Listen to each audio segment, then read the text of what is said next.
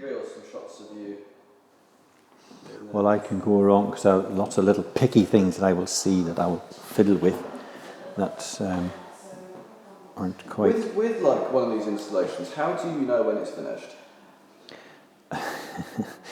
That is really difficult. I have got to work really hard at deciding that enough is enough. Yeah. I suppose that's going to be a kind of problem a lot of artists who have with their work is knowing when to finish. But something just sort of, I suppose, triggers and says right to that, you know, nothing else is going to help it. It might actually take it too far. So yeah, it's hard to know. It's a hard, difficult one to answer. I can't really sort of say.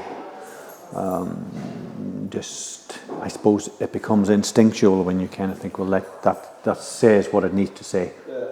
So that's where. When you set out with it, is this something you're hoping to achieve, or?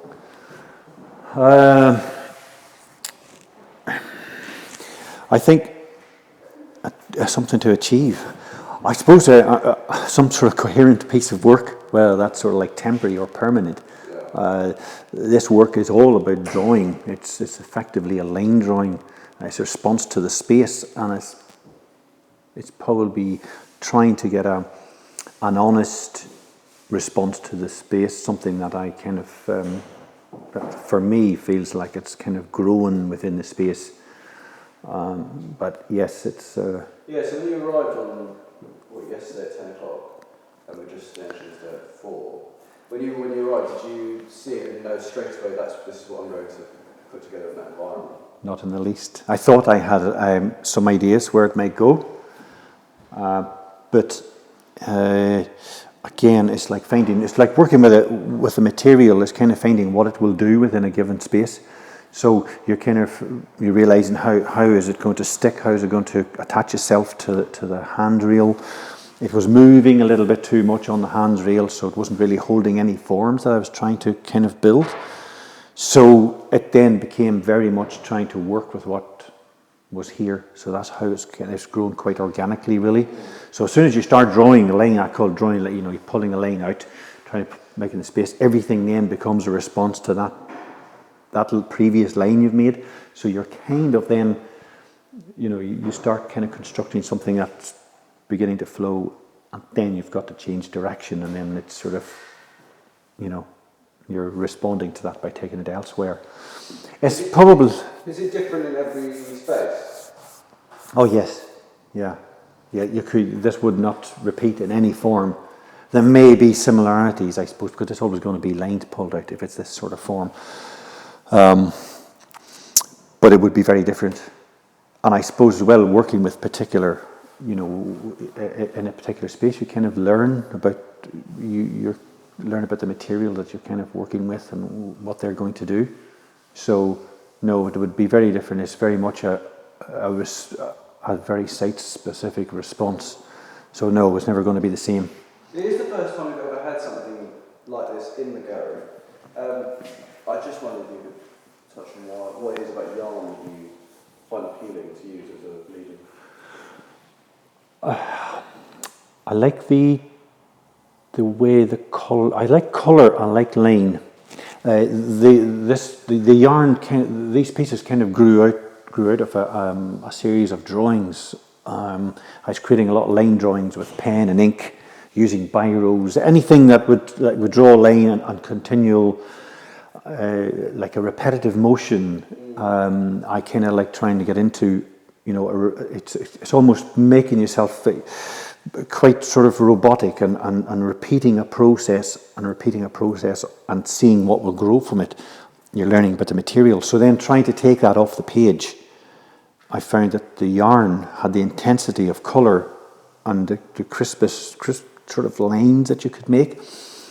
So that's why it appeals to me, really. And you kind of draw in a space with it. You just by using what's available around you, you're actually drawing within the space. So you're drawing a sort of a sculptural form that doesn't really exist as such, because it's only just a lot of flimsy lines. But the other nice thing about it is when the light hits the yarn, it's actually is quite sort of furry edged, and it sort of starts to soften out, and it picks up things in the atmosphere and the environment, like dust or things that blow around. You won't get too much dust in the gallery, but you'll see it'll sort of like pick up something quite sticky. But I just love the way the light travels down it as well. When you get the kind of sunlight on it, or you get the kind of floodlights on it, it sort of carries the light through in an interesting way. Does the piece naturally must change throughout the day as the light changes? Yes, very much so. Sort of already you see as the evening light comes in, and the spotlight sort of like taking over the ambient light within the gallery space. So the piece changes. So it's almost it loses the kind of very white quality that it had earlier in the day. Whenever the sunlight was a little bit more intense, this seems to carry the light quite a lot. So it's very responsive to that environment, really. So yeah, it's just a really nice material to work with, and I just like it. It's much stronger than it looks. Yet you can actually individually, those strands will break if you try and pull them apart. But when they're joined together, when there's a few of them, they become really quite strong. So I do quite like that about it. Yeah, it's just a really nice hands-on. It can be. It can be very frustrating, and it's you must have got incredible patience. I've watched you for 2 days going round and round. Yeah, you do have to be fairly patient with it, but that's part of the process. There's something it becomes a compulsion, it's very hard. But once I start making one of these, when you asked the question before about stopping, is very difficult, because you get quite obsessed, or I certainly do get quite obsessed about, where the line is taking me. What can happen next if I go there? Is that going to work? So yeah, it's that.